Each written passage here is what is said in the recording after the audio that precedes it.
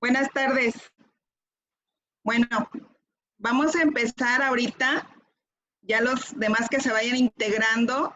Me da mucho gusto que me acompañen en este tema tan importante que desde hace tiempo que yo quería dar, porque es un tema bastante, digamos que prioritario para todo el personal de salud, porque estamos viviendo una época, una pandemia, valga la redundancia, en la cual todo está cambiando, estamos un poquito desorientados y es importante darles a conocer algunos lineamientos que salieron, que tienen poquitos días, que se salieron para todo el personal de salud y con el único objetivo de que todos nos sintamos más seguros en nuestro trabajo, que es difícil, porque ahorita vamos a ver cuáles son esas debilidades que tenemos ahorita con esto de la pandemia. Entonces, ¿cómo estamos enfrentando estos tiempos difíciles donde todo cambió? Todo está cambiando, la manera de interactuar unos con otros, la manera de saludar, la manera de convivir, la manera en la cual yo llegaba a mi servicio y yo ya tenía mis pacientes en algunas ocasiones asignados, pero ya sabía mi trabajo. Ahorita hay debilidades y vamos a empezar con esto de, voy a ver si puede, no me salgo.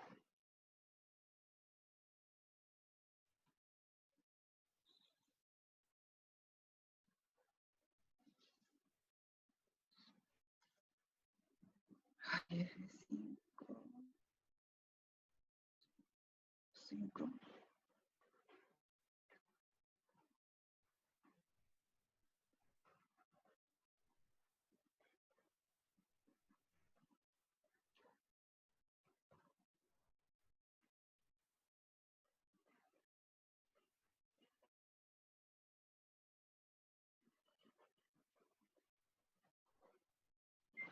No sé.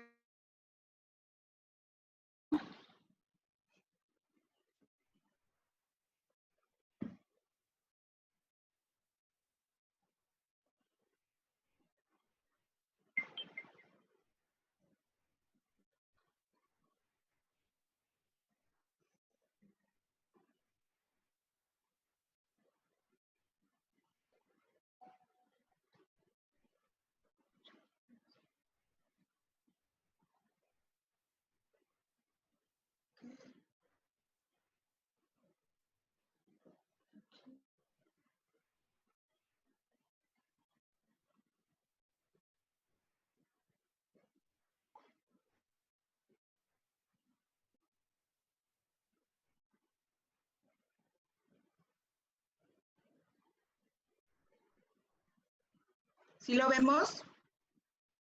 ¿Sí?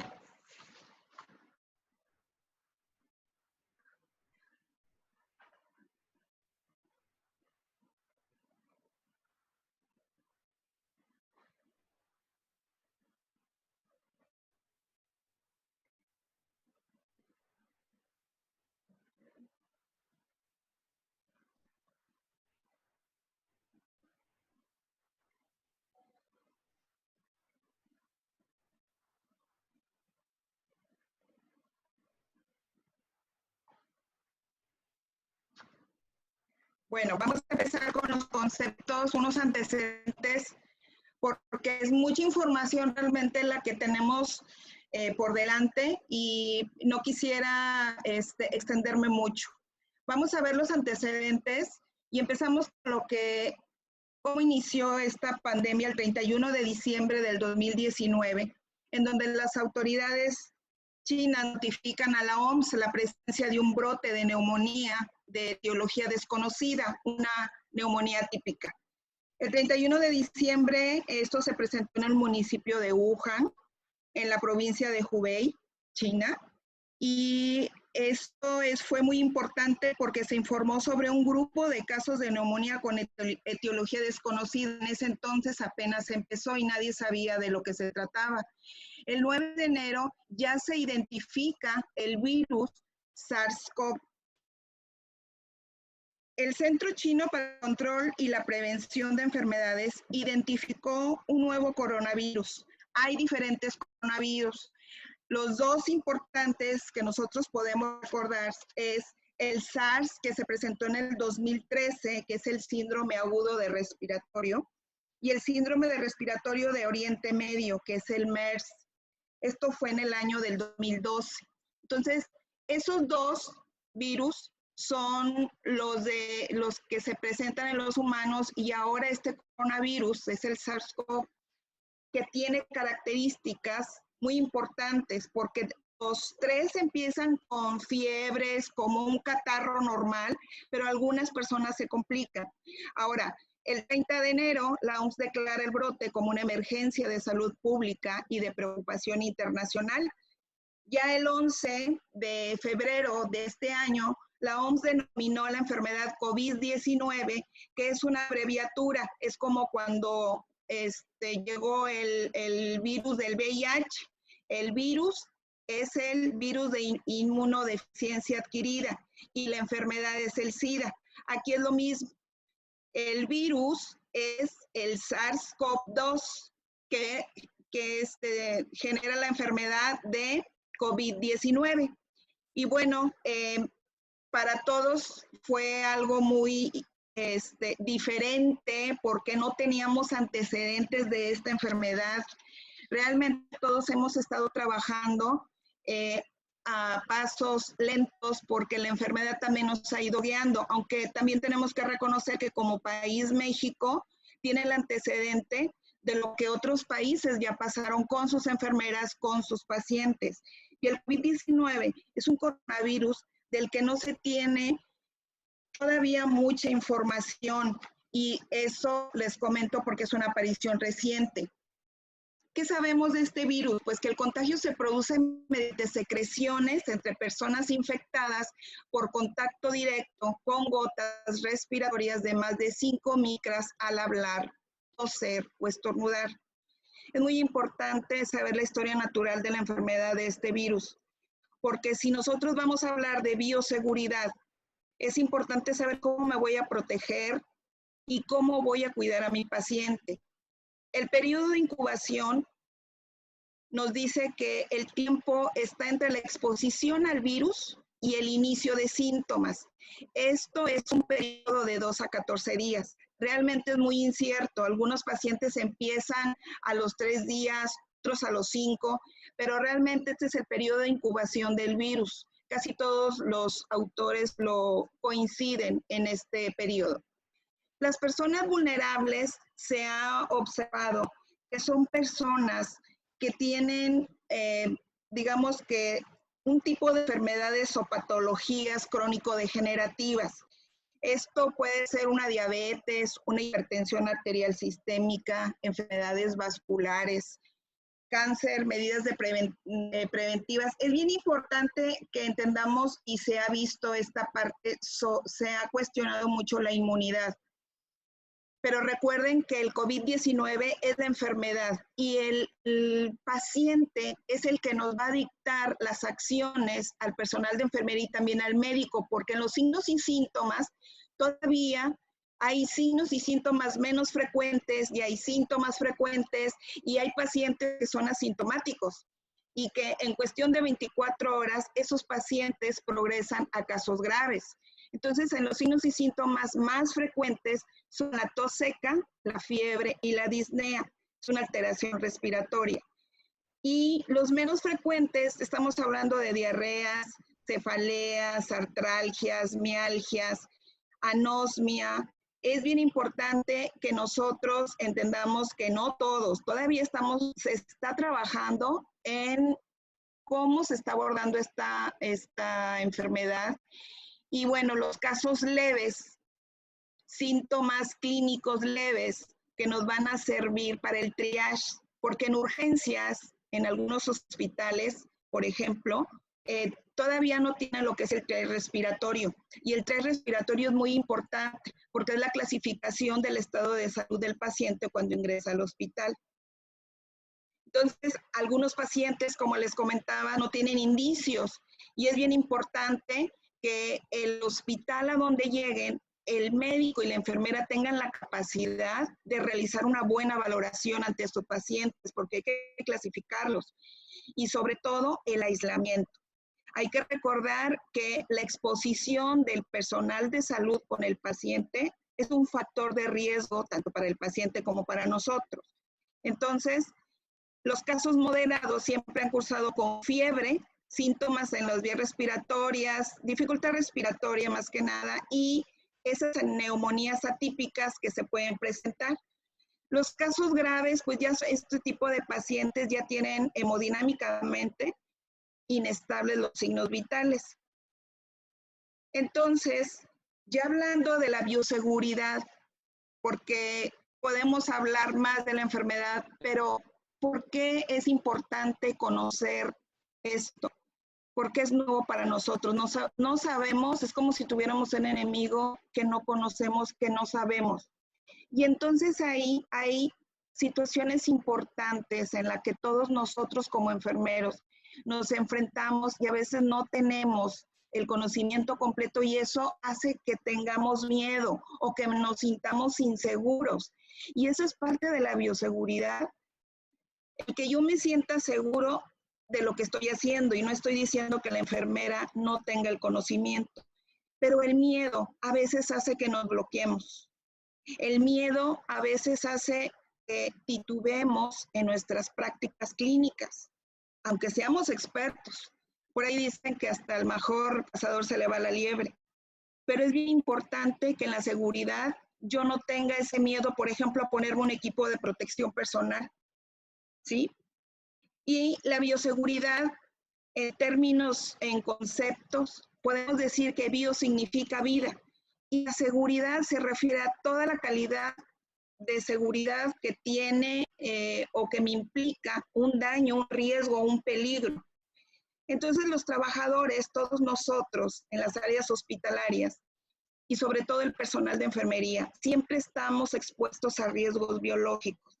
Nosotros como enfermeros, aparte del conocimiento que debemos de tener, tenemos que clasificar lo que es el RPBI, por ejemplo. Tengo que conocer la norma 087. Los RPBI son muy importantes, pero no solamente ese riesgo biológico tiene la enfermera, sino que nosotros manejamos muestras de laboratorio, heridas infectadas. Entonces, nosotros también manejamos pacientes aislados con VIH y con los diferentes tipos de hepatitis, que son 3, hepatitis A, hepatitis B y hepatitis C.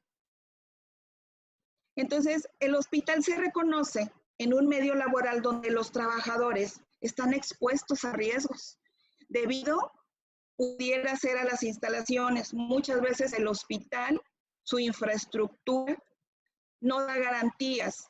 Es decir, en algunas ocasiones sus inseguros. Yo, por ejemplo, puedo hablar del hospital en el cual estuve, en donde el piso era de cristal y teníamos miedo pasar a los pacientes en camilla porque estando en el tercer piso y luego llevar un paciente en camilla, ver hacia abajo y ver el segundo piso y ver el tercer piso, como que dices, bueno, ¿qué le pasó a este hospital?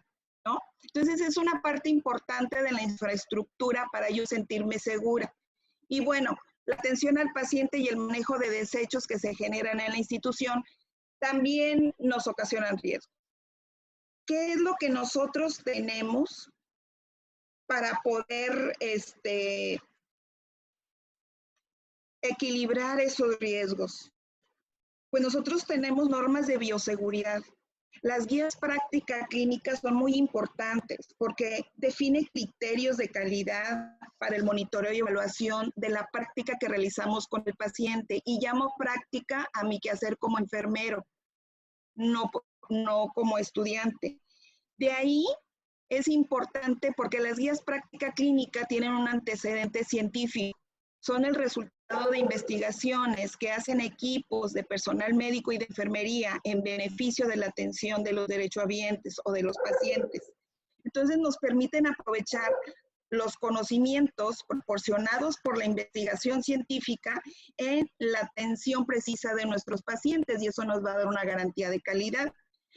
Y es también importante porque interactuamos con nuestro paciente. Cuando nosotros recogemos los datos importantes de nuestros pacientes, es decir, datos, la anamnesis de mi paciente, la historia clínica, los antecedentes, el por qué llegó ahí, nos hace interactuar con los pacientes. Y nosotros, como personal de salud, los que ya tenemos un tiempo en esto, sabemos que aprendemos más del paciente. El paciente es razón de ser de una enfermera, y nosotros trabajamos con respuestas humanas, y las respuestas humanas son las que nosotros en ese momento tenemos que estar monitorizando y evaluando con los pacientes que nos lleguen con el COVID-19. Este tipo de riesgos es importante tenerlos en cuenta, porque estos pueden ser universales, y las barreras de protección, que son los principios, ¿sí? Universales, son los principios de bioseguridad. Estos principios están muchas veces divididos o escalonados por niveles, es decir, qué bajo riesgo tiene, qué medio riesgo tiene, y hay una serie de niveles en que algunos hospitales particulares los manejan, y nosotros, por ejemplo, en las prácticas y procedimientos de la seguridad biológica, que describen las barreras de contención primaria, hablamos de prácticas, hablamos de procedimientos y equipamiento, y esto con el objetivo de proteger al personal para disminuir el peligro de una exposición al trabajador y a los materiales. Hay muchos manuales de bioseguridad, y si ustedes buscan e investigan, se van a dar cuenta que esos manuales de bioseguridad casi tienen al final el laboratorio, porque los compañeros del laboratorio son los que manejan o manipulan todas las muestras anatómicas de sangre que reciben de todo un hospital. Pero también nosotros, como personal de enfermería, personal administrativo, los de rayos X, todos el personal que compone un hospital, tenemos riesgos, y tenemos que conocer esas barreras de protección que nos ayuden a disminuir un contagio.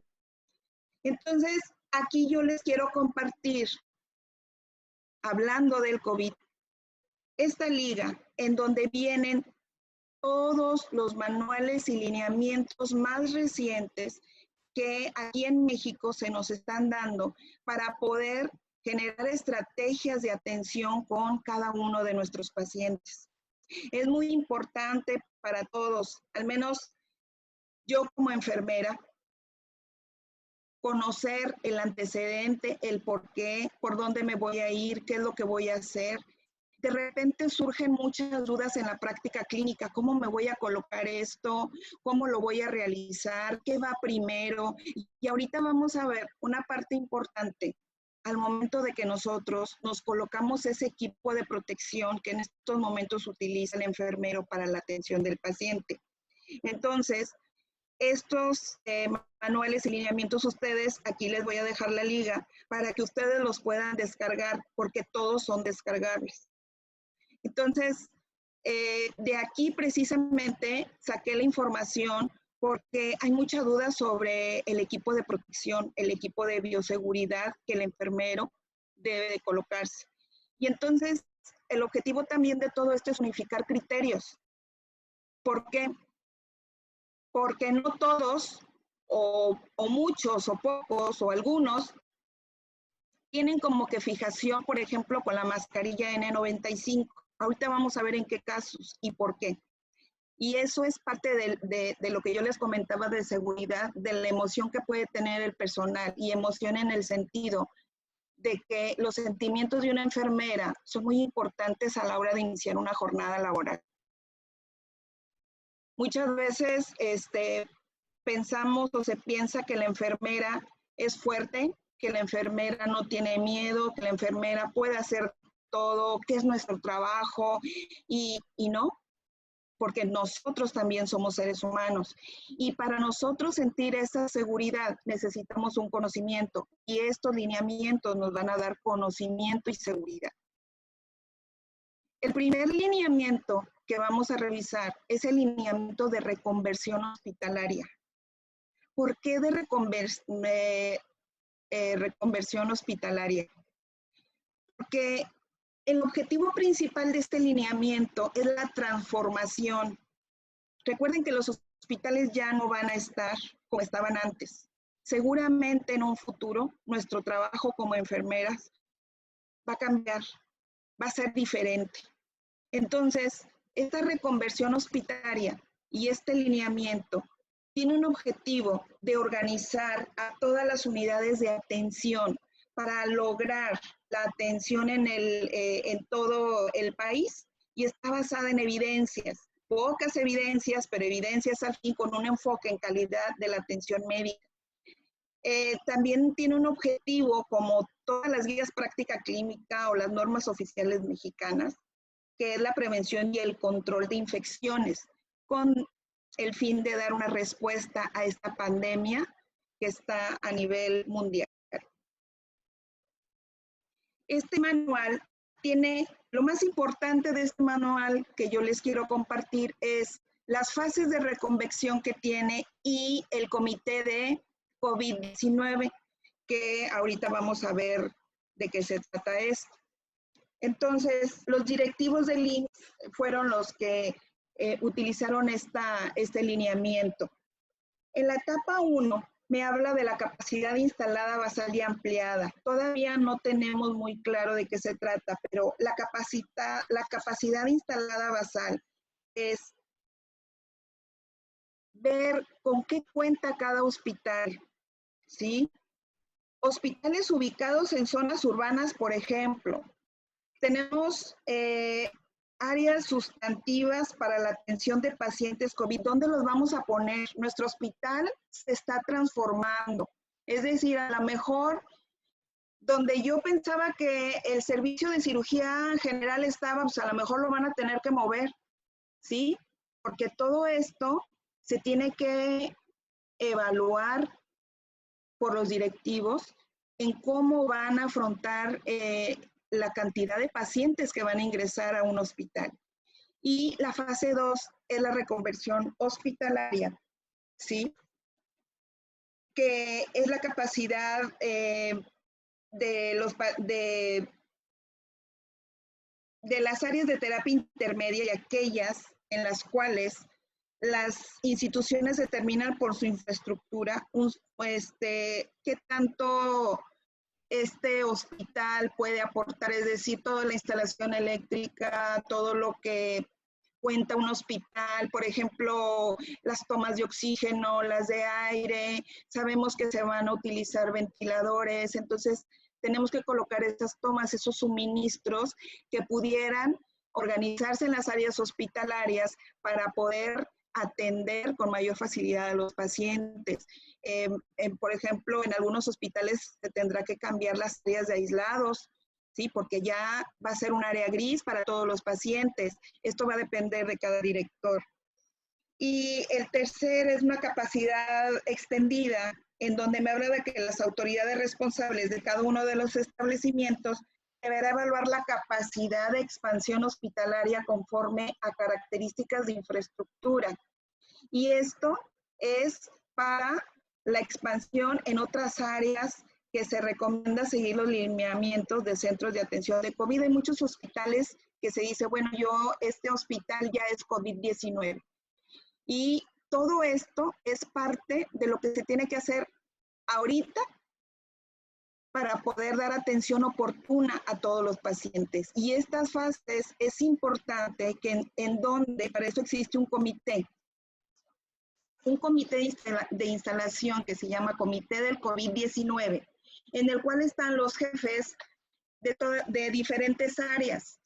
Si nosotros recordamos, por ejemplo, hay comités en las áreas hospitalarias como el CODECIN, por ejemplo, hay comité de higiene de manos, y este comité COVID-19 tiene objetivos muy específicos en los cuales cada uno de los coordinadores tiene actividades prioritarias. Por ejemplo, yo me voy a referir a la jefe de enfermeras, en la cual tiene que identificar las competencias del enfermero que va a atender a los pacientes. ¿Por qué? Porque no todos los enfermeros tienen la destreza o la habilidad para poder manejar un paciente con soporte ventilatorio o para manejar un paciente con alteraciones en el sistema respiratorio, que necesite nebulizaciones, que necesite algún tratamiento específico. Entonces, esto lo tendríamos que ver como equipo, porque también forma parte de otorgar atención de calidad. Cuando el enfermero es competente, cuando tiene todo el conocimiento y sobre todo cuando tiene habilidades, cuando ya ha manejado pacientes críticos. Y también establece la dotación necesaria de todo el equipo que se necesita para proteger al enfermero. Esto es importante porque luego no sabemos cuáles son los cubrebocas y ahorita vamos a ver especificado el material y el equipo que se necesita en cada una de las áreas, porque de repente queremos traer el N95, el vigilante, por ejemplo, la trabajadora social, y el objetivo principal del material o los insumos, ustedes saben que no es solamente para una persona, son dotaciones para 24 horas y es muy importante pues que todos los enfermeros tengan su equipo de protección. También es reportar continuamente en el comité las necesidades de ese equipamiento, de recursos humanos. Ahorita sabemos que hay falta del personal de enfermería. Ya no solamente el personal que tenga habilidad o conocimiento, sino que el mismo enfermero nos hace falta. Nos hace falta personal de enfermería y ya teníamos un antecedente que estábamos como que para el 2030 tenemos que generar más personal de enfermería. Entonces ahorita de golpe se ha requerido mucho personal de enfermería, ha ingresado mucho personal de enfermería y esa es otra debilidad que quisiera hacer la observación. El personal de nuevo ingreso es el que está atendiendo a los pacientes y muchas veces el personal de nuevo ingreso no tiene una habilidad y no tiene el conocimiento. Entonces, es importante que la jefa de enfermeras pida, el representante de enfermería, el supervisor, el que esté a cargo de estos pacientes, que pide ese recurso humano, que se asegure que tenga el material y equipo necesario para la atención de cada uno de los pacientes, ¿sí? Y hay una situación importante que a veces el personal tiene como que una fibra sensible en ese aspecto. A veces, cuando no se le explica al personal cómo va a ser el proceso de atención, cómo va a ser un procedimiento, empieza a mí no me dieron esto, yo no voy a trabajar, no voy a hacer esto. En este manual vienen las estimaciones del personal. Yo entiendo que es muy difícil trabajar con pacientes con características en los cuales decimos, pues yo también tengo miedo, ¿verdad? Pero voy a poder con esto. Y es acercarse a un monitor, y yo llamo monitor al supervisor que está cerca de mí, al supervisor que me va a decir, mira, te vas a quedar con tantos pacientes y sobre todo, ¿cuántas horas puede o será capaz mi enfermero de traer ese equipo de protección que sabemos ahorita que es gogle, careta, bata, todo lo que yo me pueda proteger por las características del virus, lo sabemos, pero a veces el miedo nos hace ponernos de más. Y esto es importante. Entonces, la capacitación también se solicita y la capacitación de acuerdo a este comité de COVID, que vemos que está el jefe de enseñanza y el jefe de calidad.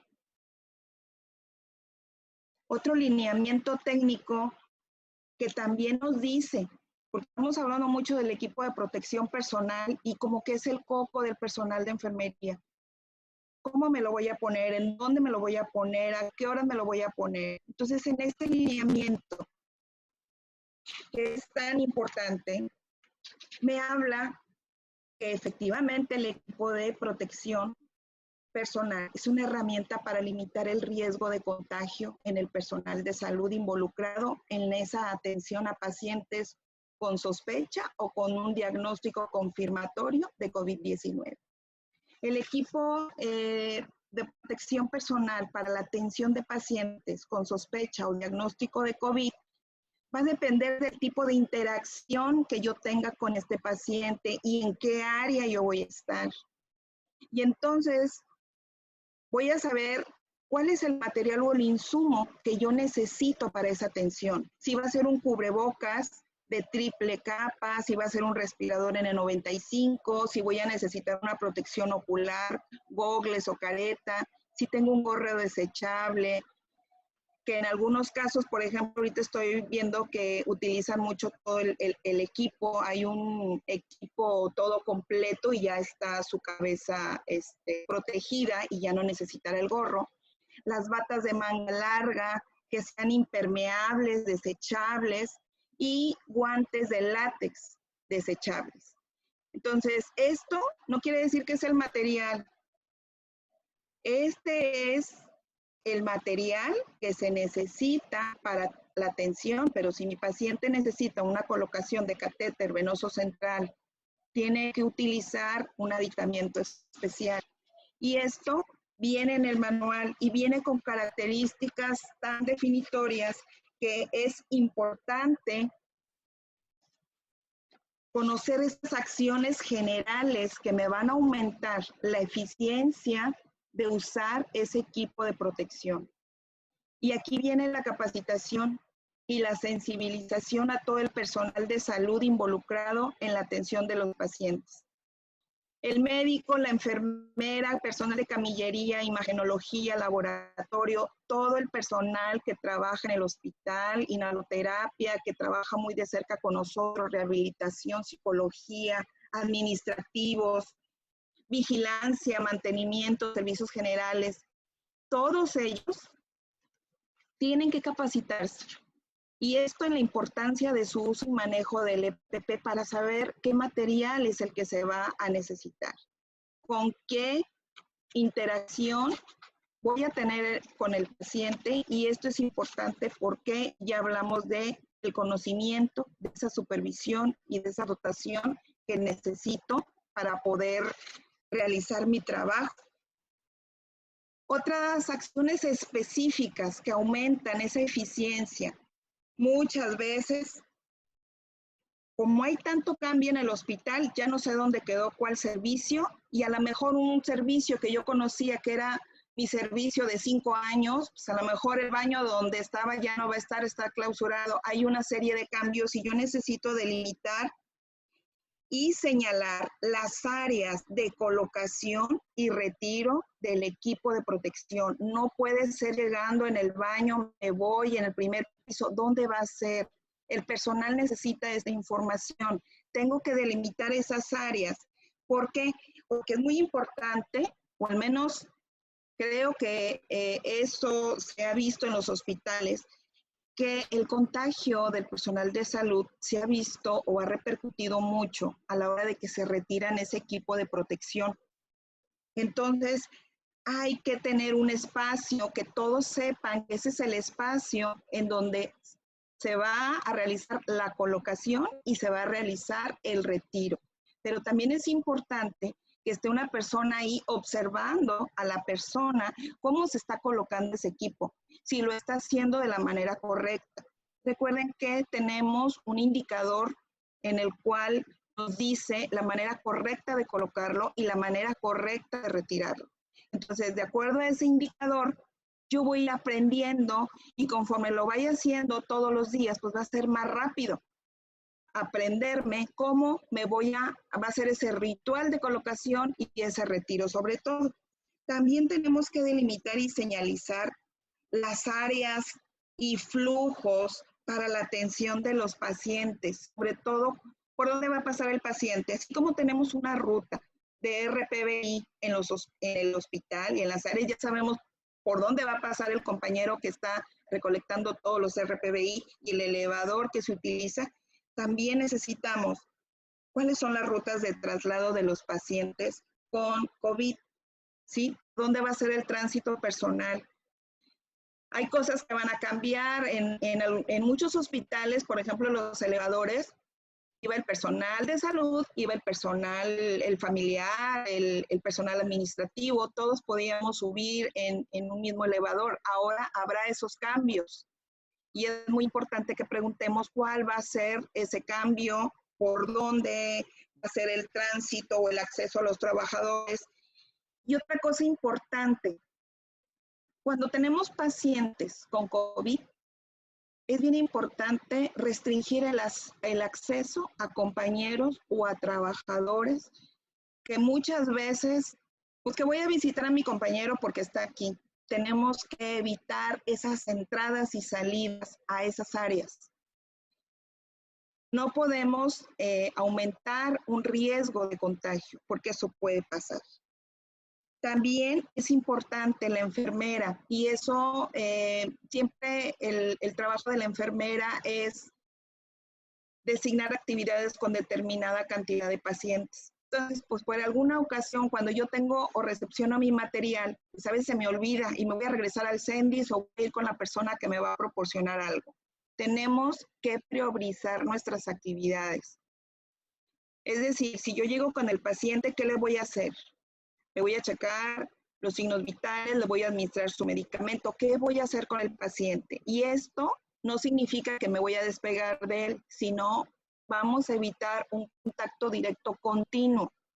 Si yo puedo hacerle mis actividades al paciente, la administración de fármacos, los procesos enfocados a esa atención, ya tendré yo oportunidad de monitorizarlo, porque no voy a tener un paciente, voy a tener varios. Entonces, mis actividades las tengo que priorizar. ¿Qué es lo que voy a hacer?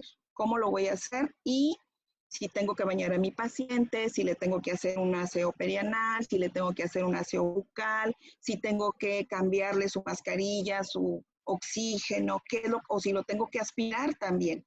Si me toca un paciente con ventilación mecánica, acuérdense de la guía práctica clínica. ¿Qué es lo que voy a hacer con mi paciente? Pues tengo que checar el globo, tengo que checar el globo del tubo endotraqueal, la fijación, que no estén comisuras bucales, tengo que checar esas secreciones bucales, tengo que auscultar con el estetoscopio los campos pulmonares para ver si requiere un lavado bronquial. Y entonces esos son procedimientos que me recuerdan que la higiene de manos es más importante todavía y los 5 momentos. Entonces, también tenemos que supervisar a los familiares cuando ingresan a esta área, porque los familiares, por ejemplo, cuando entran a un área aislada, ellos no saben qué es aislamiento, ellos no saben qué es el aislamiento respiratorio por contacto, entonces hay que explicarles y hay que monitorizar cómo ellos se van colocando también su protección en el caso de que el paciente tenga visitas, tenga permiso de tener visitas. Tenemos nosotros como personal responsable del paciente, pues estar supervisando al familiar que se coloque adecuadamente esa bata, ¿no?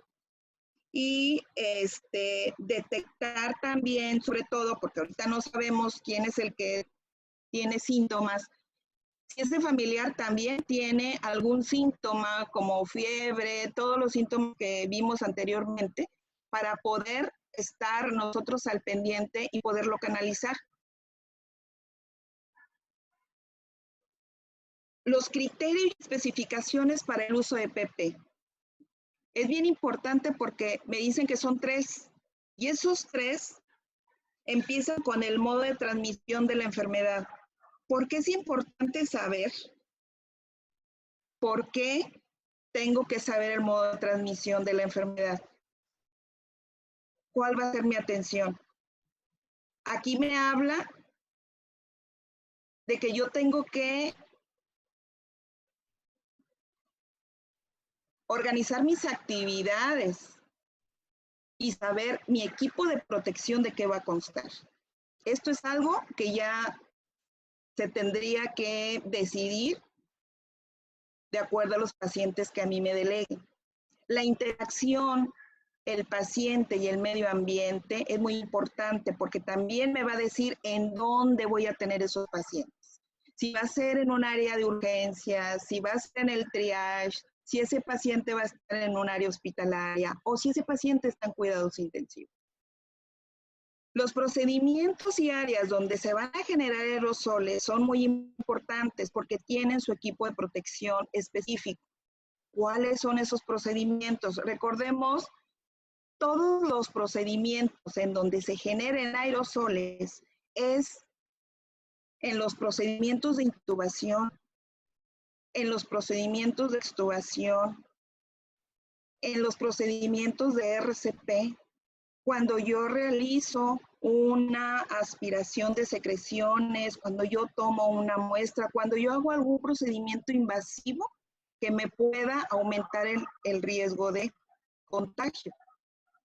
Entonces, las recomendaciones en general que no podemos perder de vista es el uso de guantes como parte de EPP, siempre lo hemos dicho, se ha dicho, se dice y se seguirá diciendo, no sustituye la higiene de manos, ¿sí? El uso de guantes no sustituye la higiene de manos. Cuando nosotros nos retiremos los aditamentos o los insumos que yo necesito, antes de ponerlos, por ejemplo, tengo que ver que estén completos, guantes, que no estén rotos. Y si yo detecto que ese guante está roto antes de ponerlo o una vez puesto, me lo retiro inmediatamente. Es bien importante también retirar el equipo de protección tan pronto como sea posible después de terminar el cuidado del paciente y evitar contaminar el medio ambiente. Pero aquí hay algo importante. Tengo que hacerlo, ese retiro, con mucho cuidado. Y hay pasos que no nos podemos brincar. Recuerden que ese equipo de protección que yo tengo, que me voy a retirar, está contaminado. Entonces, en el momento del retiro, es importante que yo conozca los pasos y la higiene de manos que me tengo que realizar. Y creo que por ahí va la situación en la cual, como medida precautoria, es importante recordar la higiene de manos, porque se nos está pasando un poquito realizar la higiene de manos al momento de retirar. Ya terminó el turno, ya me voy, ya me empiezan a quitar todo por sin ningún lado y lo aventamos.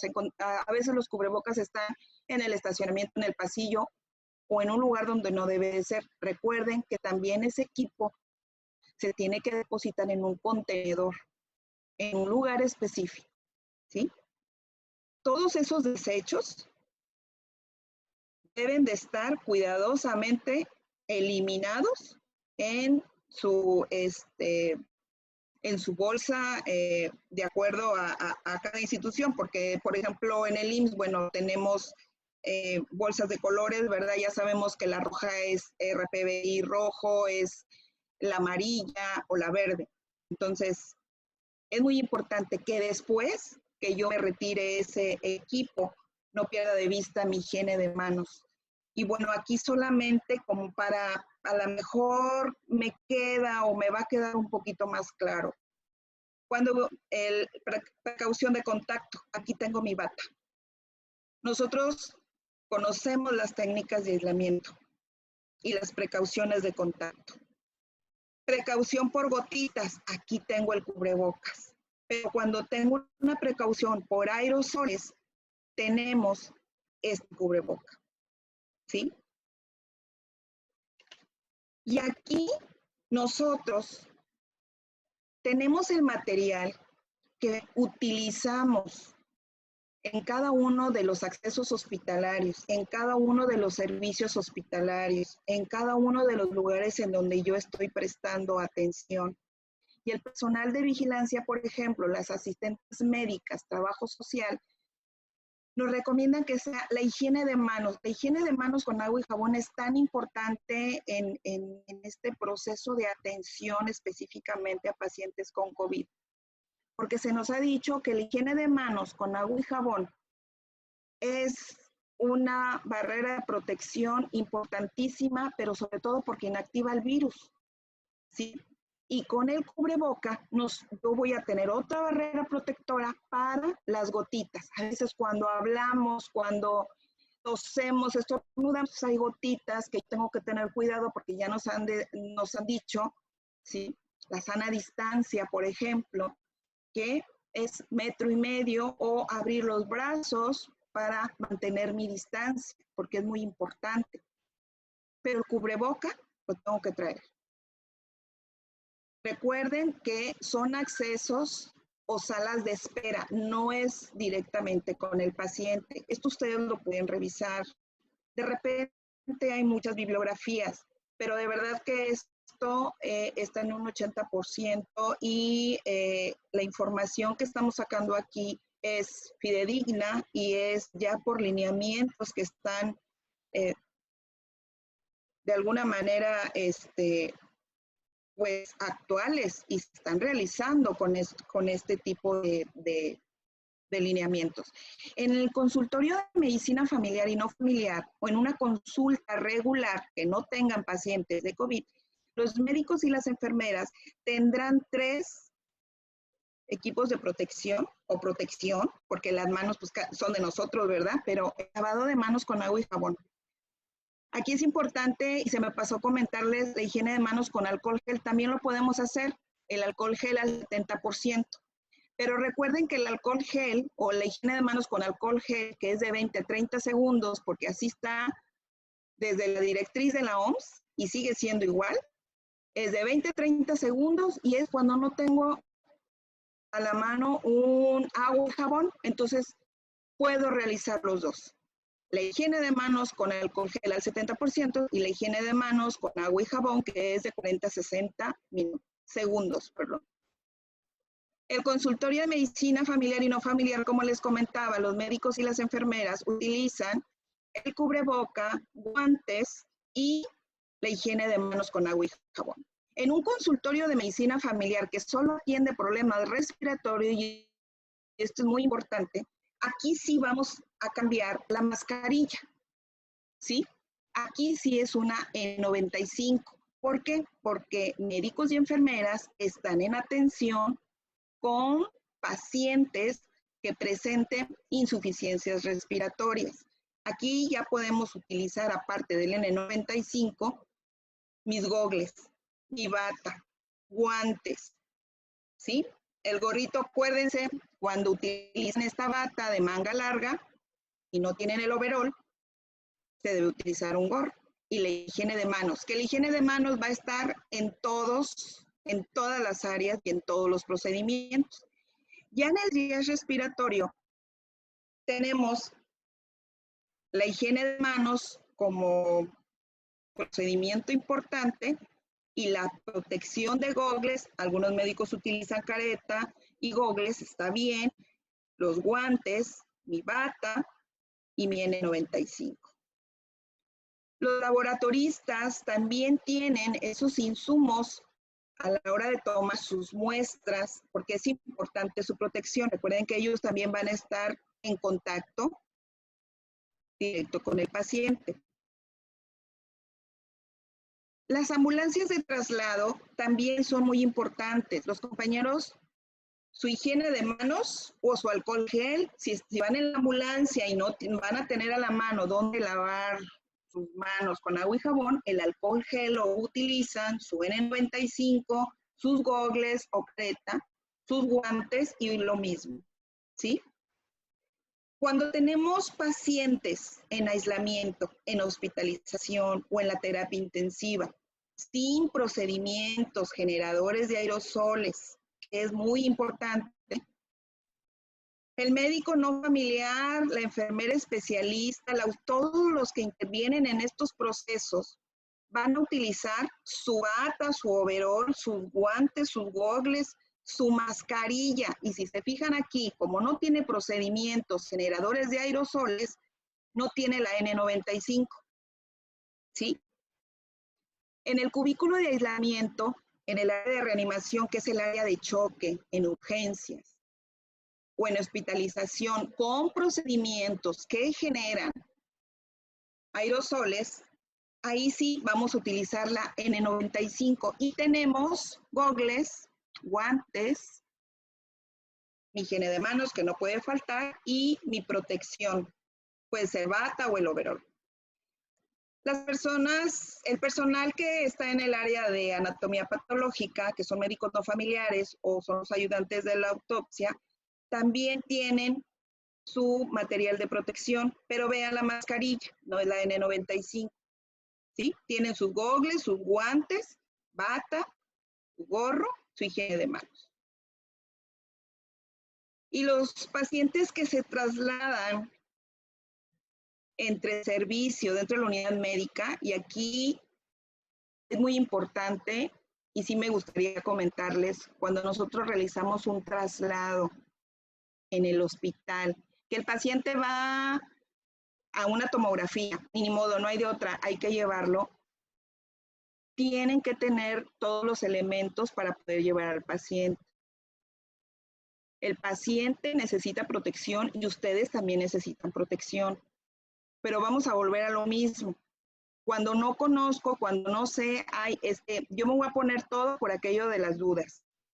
Es muy importante que ustedes tengan esa seguridad. Vean las características del paciente y ustedes solitos se van a dar cuenta cuál es el material que necesitan para la atención de cada uno de los pacientes. Las consideraciones generales, porque esto debería de estar en todas las áreas hospitalarias, esta difusión es muy importante porque el personal lo puede checar ahí por si me falta un paso o no. Las consideraciones generales para todos los usos de protección es verificar previo el inicio de labores las condiciones de salud física y emocional del personal que utilice ese equipo de protección. Hay personas que no toleran colocarse o estar con una careta, con los gogles y con todo el uniforme. Sienten que les falta el aire, sienten que les duele la cabeza. Sí es importante revisar el enfermero en qué condiciones físicas ya está. A lo mejor es un enfermero que está preocupado, a lo mejor es un enfermero que pues en su casa tiene algún paciente enfermo. Es importante todo esto también. Yo creo que sí, también valdría la pena abordar lo emocional de todo lo que está viviendo la enfermera. La enfermera está pasando por situaciones muy difíciles porque todo su entorno ha cambiado, su trabajo, la manera en que estaba otorgando atención. No es lo mismo canalizar un paciente sin gogle, sin careta y sin todo el equipo. Los procedimientos sencillos se volvieron un poco difíciles por todo el proceso ahora que tengo que realizar con el paciente. Y si aparte no he comido, no me hidraté lo suficiente, no tomé agua, no fui al baño y voy a estar tantas horas con un equipo de protección, yo creo que sí es importante valorar cómo mi enfermero va a atender al paciente. Siempre hemos dicho que si una enfermera está bien, su paciente va a estar bien. Entonces, garantizar que el personal haya consumido alimentos y bebidas previo al acceso de COVID-19 viene en el lineamiento y es algo importante para el enfermero. Se nos hipotensa, se desmaya, no sabemos y hay que evitar ese tipo de riesgos. Es importante verificar, sobre todo en nosotras las mujeres que luego pues nos gusta pintarnos y la pestaña y todo, evitar maquillaje antes de colocarnos el equipo de protección. Si pueden los chicos sin bigote y sin barba, porque van a estar con un equipo de protección, ¿sí? Otra de las cosas en las cuales he insistido es en supervisar al enfermero cuando se coloca su equipo de protección y si no lo hace correctamente, que reciba una retroalimentación por parte del supervisor para ver en qué se equivocó, para ver cómo lo puede mejorar. Y entonces aquí, en estas infografías, nos dicen también cómo evitar lesiones al usar el EPP. Saben cómo salen las compañeras marcadas y también esa es una parte emocional que se tiene que abordar. ¿Sí? A veces no es conveniente que el enfermero o la enfermera tenga lesiones en su cara y siga trabajando en un área COVID. ¿Y cuál es el equipo que debe utilizar? Aquí está, como yo se los comenté, se los puse un poquito más desglosados, pero aquí está en esta guía para la selección del equipo de protección que se debe utilizar en pacientes sospechosos o confirmados de COVID. Esta es otra. Y ¿se acuerdan que les dije que había un indicador? Esta es la lista de verificación de colocación, retiro y disposición de ese equipo de protección personal. Entonces, esto es un monitoreo y esto me va a servir. Entonces, es mucha información, hay muchas cosas que abordar. No sé si tengan alguna pregunta.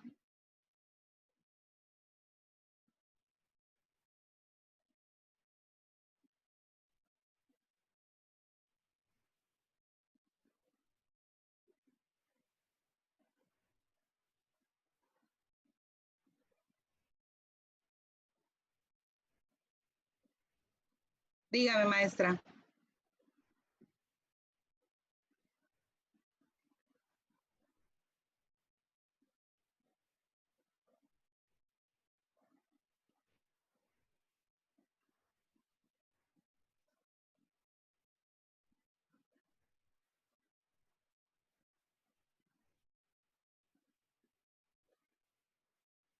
Gaby. Sí, de todo lo que habías comentado, me llama la atención de que sí he revisado varias cosas igual, que no se toman en cuenta lo que son las botas. ¿Eso tiene alguna justificación o algo? No, no, pero las botas, cuando se utilizan, por ejemplo, en el área de urgencias, hasta donde yo tengo entendido, se colocan las botas porque se considera como un área gris. Y en las áreas grises se utilizan botas, ¿no? Bueno, nosotros exigimos en el área COVID donde estamos que el uso de las botas porque hay muchos pacientitos que están tosiendo y a veces son gente ya grande que regularmente escupen. Yo creo que el equipo de protección va completo. Y efectivamente acá, por ejemplo, en los covitarios, porque así les llaman ahorita, todos utilizan botas. Sí, efectivamente. Todo es el equipo porque es protección. Si yo no tuviera las botas es como si rompiera esa protección. Esa porque, barrera, sí. Claro, sí. Claro. Entonces las botas definitivamente están. Sí, lo que me llama la atención es que tuvimos que estar exigiéndolo porque en un principio nos decían todo lo que tú nos dijiste ahorita y que ahí no estaba normado. Entonces nos hacía mucho hincapié de que no era necesario. Pero ahí están los lineamientos, Gaby. Pero ahorita sí nos están dotando de todo realmente. Sí. Y otro punto importante también es de que, por ejemplo, la higiene de manos, sí es cierto, las veces que he entrado he observado que compañeritas igual, que son gente nueva que va ingresando al área, que se les olvida, piensan que por traer guantes evitan el lavado de manos. Es cierto que no lo puedes hacer con agua y jabón para evitar y que no se deteriore pronto lo que son los guantes, ¿no? Que al fin de cuentas viene siendo nuestras manos. Sí. Pero utilizar el gel como si nos estuviéramos lavando las manos, como son nuestras manos realmente. Pero esa parte sí se les olvida. Cuando se retiran el equipo, hay como 3 higiene de manos con alcohol gel en donde yo me estoy retirando el equipo. Sí, en ese aspecto no hay ningún problema, sino en lo que es en el momento en que estás atendiendo a un paciente. Ah, ok. A muchos se olvida de que pues estás enguantada y tú dices, no, pues estoy protegida y te vas, y no, no es así, sino que Por es eso como les si no comentaba. tuvieras los guantes, va, te tienes que estar lavando, que en cada procedimiento te tienes que estar lavando las manos. Y eso a Acuérdate muchos, los 5 momentos, Gaby. sí, 5 momentos, efectivamente, eso y sí. estoy ahí con ellas y Eh, decirles, pero sí es importante todo eso. Creo que lo que sucede es que también el ambiente es como que si es una enfermera joven, es aparatoso. Sí, sí, Y de efectivamente, repente eso les genera como que cohibición, como que, ¿y ahora qué hago? O estoy tan centrada, están bloqueadas a veces. sí, Pero sí, es parte de nuestros procesos, por eso les decía, debemos de tener un monitor que nos esté observando para ver en qué estamos fallando. Por ejemplo, un monitor va a detectar, oye, no te lavaste las manos, hay que lavarte las manos. Y serviría de mucho, porque a veces tú estás efectivamente concentrada en tu trabajo y se te puede pasar. sí, ¿Sí? efectivamente, sí. Pero sí, yo creo que un monitor serviría mucho en estos equipos para estarnos ayudando. Sí, pero pues no contamos con eso. El monitor que tenemos nosotros es afuera, donde él nos ayuda al momento de retirarnos todo el equipo. Y él te Ah, va diciendo ya. Pero adentro no, no contamos no con hay eso. nadie. No hay nadie.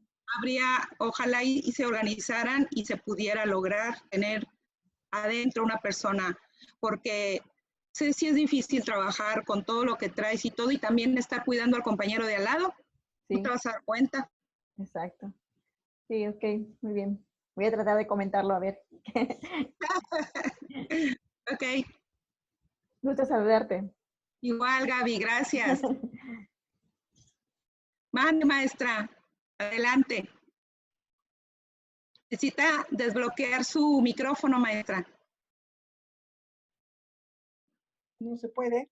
Ah, creo que ya. Bueno, un saludo a todos. Muy interesante el tema, maestra, desde que me lo estuvo platicando. Es volver a retomar todas las técnicas y procedimientos de enfermería que nos enseñaron desde hace mucho tiempo y que realmente hemos dejado de hacer. Ya lo hemos platicado también.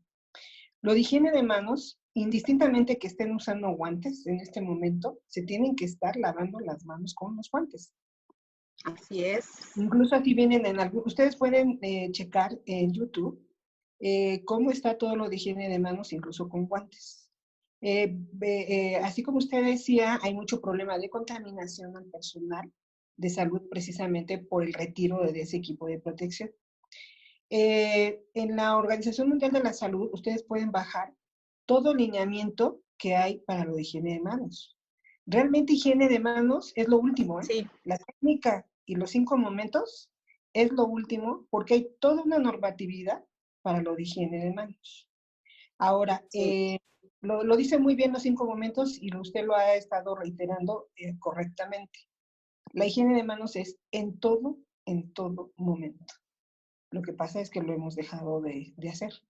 De realizar. Ahora, de hacer. Ahora, en los hospitales, desafortunadamente, aunque haya un área COVID, alrededor, los pacientes que están ingresando a otras áreas, así como estamos en el panorama epidemiológico, también resulta que todos pueden ser sospechosos, porque también hay pacientes que no tienen sintomatología, pero pueden estar con el problema. Ellos no tienen la enfermedad en ese momento, pero también son personas que pueden contaminar.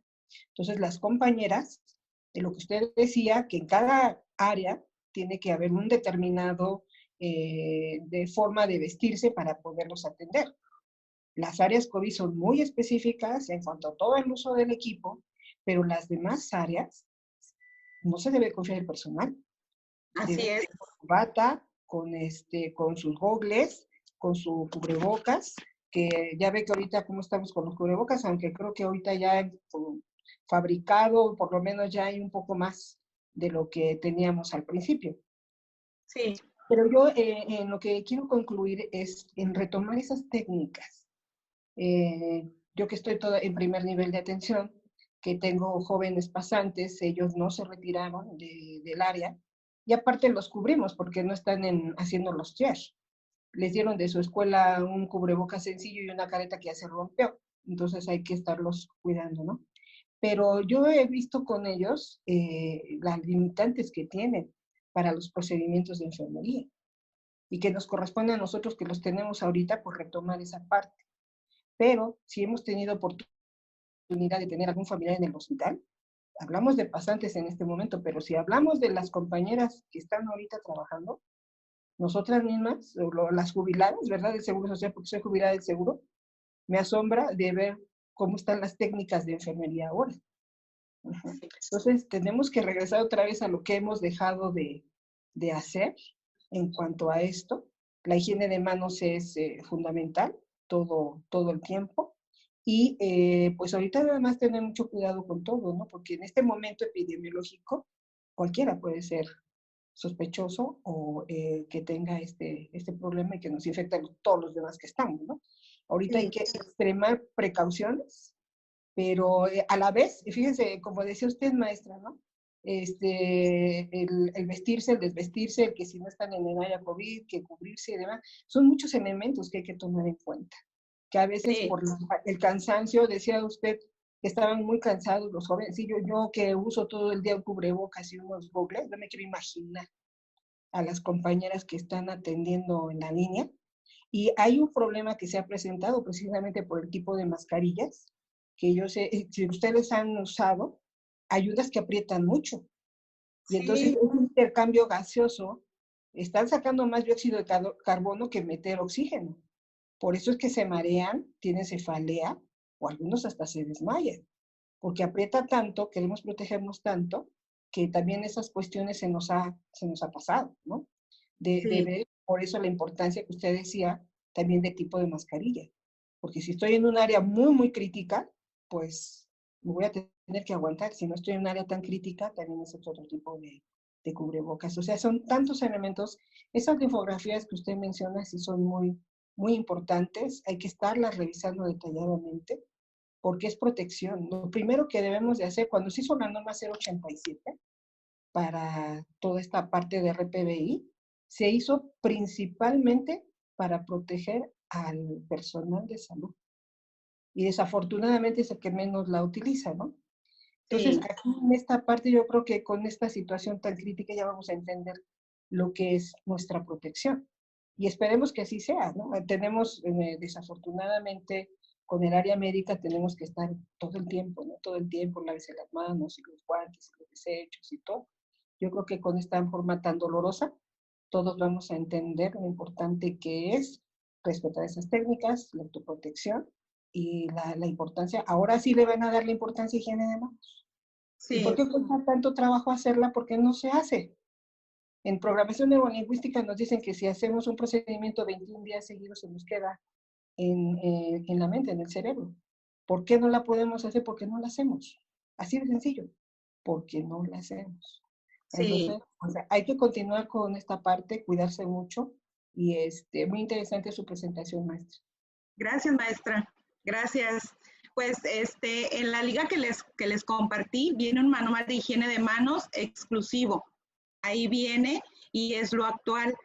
Entonces, yo creo que lo importante de todo esto es que nosotros empecemos con una nueva cultura de atención a los pacientes, porque les comentaba, esto va a seguir, la atención al paciente va a seguir, que no sabemos, ya nos dijeron que era una enfermedad endémica, entonces creo que ya tenemos que cambiar nuestra manera de atención como enfermera y efectivamente retomar todas esas prácticas que ahorita sí tenemos una debilidad importante y un mayor riesgo de contagio.